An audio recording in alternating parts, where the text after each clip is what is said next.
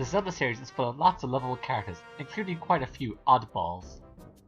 So today, I'm going to give you the top 20 weirdest characters in the Zelda series in my opinion. Now keep in mind it's just my opinion, so don't get too mad if it doesn't match yours. And also keep in mind that there's probably going to be a few characters I'm going to leave out because there are 18 games plus a bunch of spin-offs, so I try to be very thorough. I'm sure there's like one or two obvious weird characters I forgot about, so don't get too mad if they're not on this list. I'm also not going to include any of the villains because they're a bit too obvious. And also make sure to put your list in the comments. So without further ado, let's get on with the show.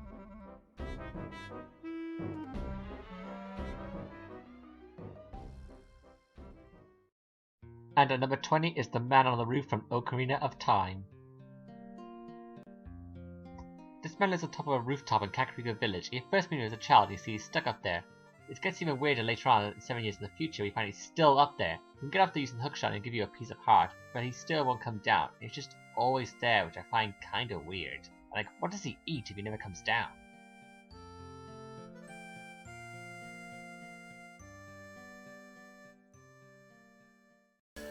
And at number 19 is the hurdy-gurdy man from the Minish Cap.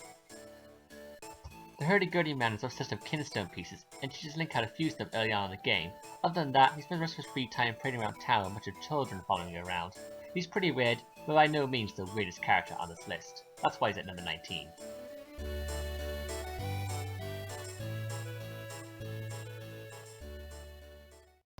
And at number 18 is the kidnapped child from the Adventure of Link. The child is a native of the town of Darunia, and you're asked by his mother to rescue him since he was taken to Maze Island. So you're probably wondering, what's so weird about this kid? It seems pretty normal.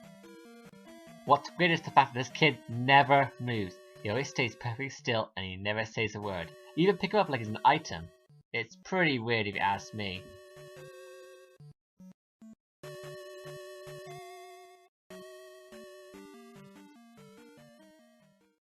And at number 17 is Bunny-O from Spirit Tracks. Bunny-O is a man who works at the Rabbit Land Rescue and tasks Link with finding the 50 rabbits who are lost throughout Hyrule, and when you bring them back, he'll give you various rewards as a result. His obsession with rabbits is already kinda weird, but the way his dress is what really gets him on this list. Like, seriously dude, can you at least wear a shirt that covers your navel?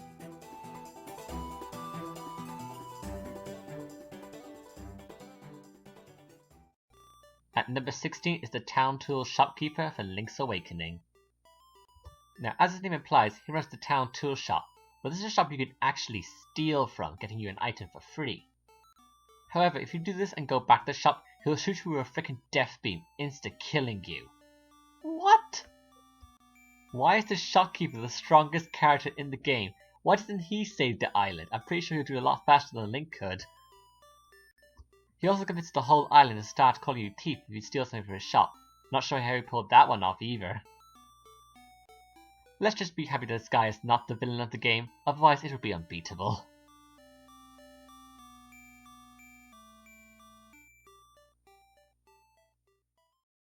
And number 15 is the Old Man from the original Legend of Zelda. The Old Man is the very first character you meet in the original Legend of Zelda, and it gives you a sword. After that, you meet him multiple times throughout the game, where he'll give you various items and some helpful information, albeit a bit obscure. However, my question is, how does this guy get around? And how does he know so much? Just who is he? These are questions that may never be answered.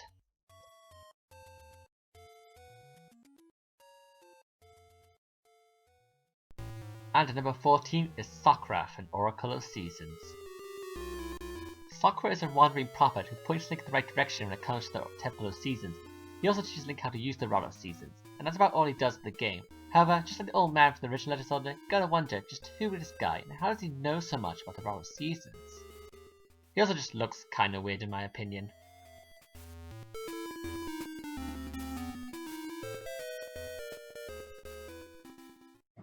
At number 13 is Gramps from A Link Between Worlds. Gramps is this old guy in Kakariko Village who runs the Street Pass feature of the game, which is pretty normal and all.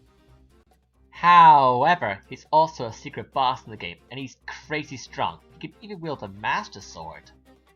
This has led some to believe that he's actually the older version of the Link from A Link to the Past. However, if this is true, this means he's the only Link who has put off the feat of learning how to speak. which is incredibly weird for a Link.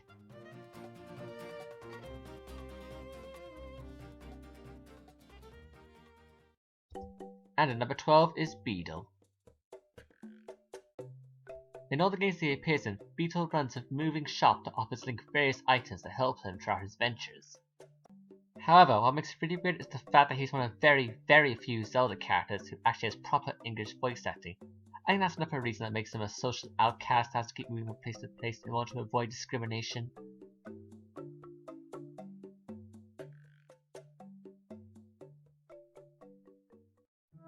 And at number 11 is Uku from Twilight Princess. Uku is a character you meet in every dungeon in Twilight Princess bar the final two, and Uku will teleport you out of the dungeon and teleport you back where you were just in case you need to leave for some reason, which is pretty cool, although Link doesn't seem that thrilled about it. Later found out there's actually a whole race of people just like Uku, so I guess Uku doesn't really look weird, it's just a race that looks really weird. You know, Uku's actually probably quite attractive for a person of her race. I say probably because I can't tell, because they all look like freaks to me.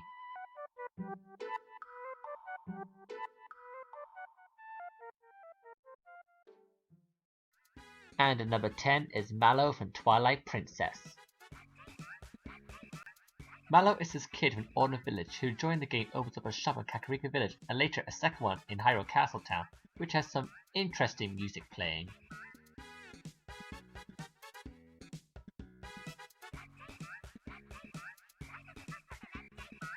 What's really weird about him is that he started a successful shopping chain. It looks like he's only about like 5 at the most.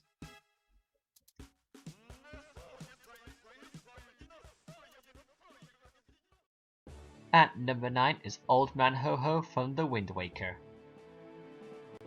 Old Man Ho-Ho is a guy who can find in various places throughout the Great Sea, and he spends his time looking at things through his telescope, which is kinda weird, but then you find out in Final Hourglass there's actually a whole tribe of Ho-Hos, so he's not weird himself, it's just his people that are weird, just like Uku.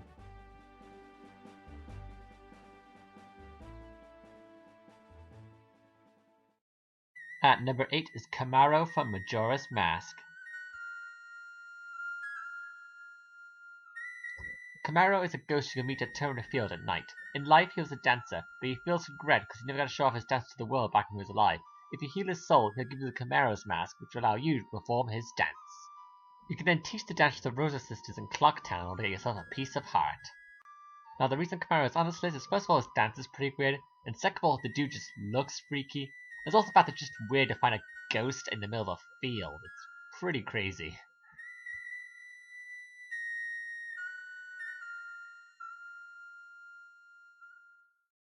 At number 7 is the Carpet Merchant from Ocarina of Time. The Carpet Merchant is a salesman who runs a shop on top of a magic carpet in the middle of the haunted wasteland of all places. His only product is bomb shoes, which he sells in bundles of 10 for 200 rupees. The main reason he's on this list is just how random and out of place he is. I mean, you're just walking through the haunted wasteland trying to get to the Desert Colossus, and all of a sudden you find this dude on a magic carpet. Like, it just feels so out of place in a Zelda game. And that's why he's on this list.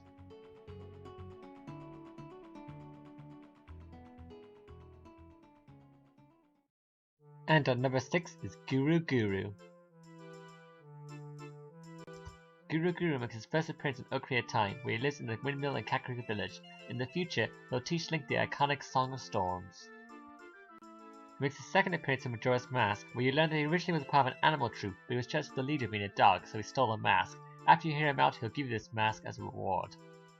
He makes his final appearance in Oracle of Seasons, where he once again lives in a windmill. He needs energy grease in order to fix said windmill, and if you bring it to him, he'll give you his phonograph as a reward. As for why he's on this list, well, first of all he looks pretty weird, but there's also the fact his emotions are constantly changing between happy and angry. It's pretty crazy and kinda scary. Oh well, at least the song is pretty cool.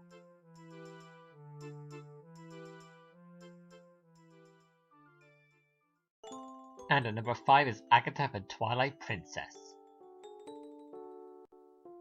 Agatha is an adorable little girl who lives on her own in Hyrule Castle Town, just trying to hold a tea party with a bunch of golden bugs, but none of them are showing up because, you know, they're bugs.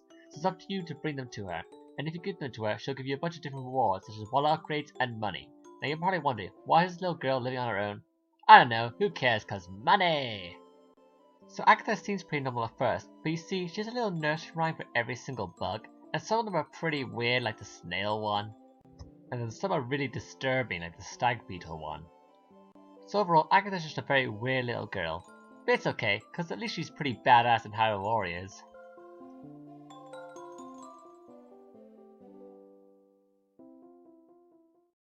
And at number 4 is the Postman. The Postman is a recurring character in Zelda series, and every game he appears in, he's always a pretty weird guy, but the weirdest version of all has to be the one that appears in Majora's Mask. On the final day, you can find him in the post office where he wants to flee the town, but is unable to due to the fact that it's not written on his schedule. Yeah, this guy takes his job that seriously. You can give him the priority mail, which he will deliver to Madame Aroma, who will then order him to flee the town. He'll then give you a mask as a reward. So as you can see, his dedication to his job is what gets him a spot on this list.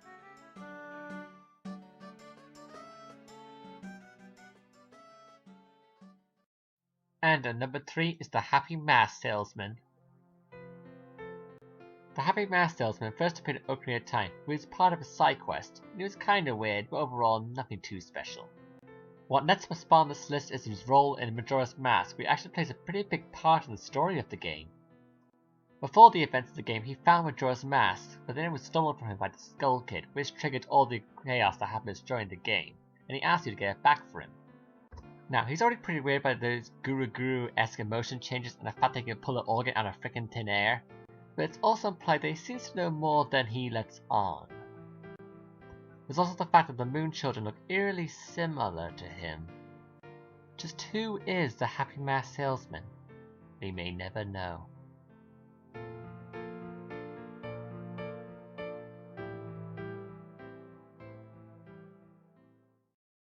At number 2 is the Toilet Hand. The Toilet Hand first appears in Majora's Mask, where it's in need of some paper. You know, if I were you, I'd probably ask for some help to get out of the toilet, but whatever. Once you deliver the paper, you'll be rewarded with a piece of heart. I'm not sure I want it after it's been down a toilet, but whatever. It makes a second appearance in Oracle of Ages, where it once again is in need of some paper, only this time, instead of a piece of heart, you're given a bag of poop. It's poop. You get me poop. Things get really weird in Skyward Sword, where the hand appears again, only this time it's a ghost hand, meaning this hand died down there. But either way, it still wants some paper, so some things never change. Shortly after meeting this hand, you run into Colin, who wants to deliver a love letter to Crane. You have two choices here, either do what he says and deliver the letter, or give it to the ghost hand. The toilet hand will then fall in love with Colin and can be found stroking him at night, which is pretty creepy, but then again, Colin's kind of a jerk, so he deserves it. So I think the mere existence of a hand in the toilet is pretty weird, but there's one character in this series who I think is a bit weirder than the toilet hand.